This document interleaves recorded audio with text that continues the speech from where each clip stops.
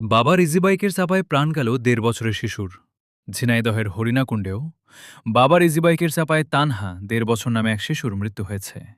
সোমবার বিকেল ৫টার দিকে উপজেলার নিত্যানন্দপুর গ্রামে দুর্ঘটনা ঘটে।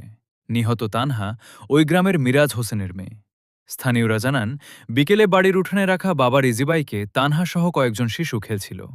এ সময় অসাবধানতাবশত ইজিবাইকে থাকা চাবি ঘুরে গেলে গাড়িটি স্টার্ট হয়ে পিছনের দিকে গড়াতে শুরু করে।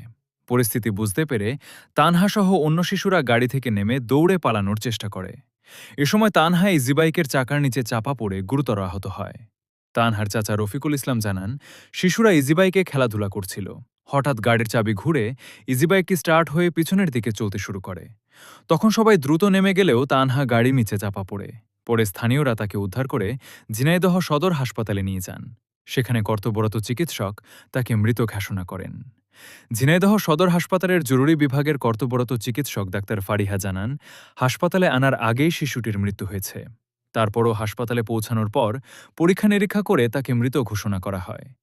হরিণাকুণ্ড থানার পোড়াহাটি পুলিশ ক্যাম্পের ইনচার্জ আলতাফ হোসেন বলেন, ইজিবাইকের চাপায় তানহা নামে এক শিশুর মৃত্যু হয়েছে। মরদেহ বর্তমানে ঝিনাইদহ সদর হাসপাতালের মর্গে রয়েছে।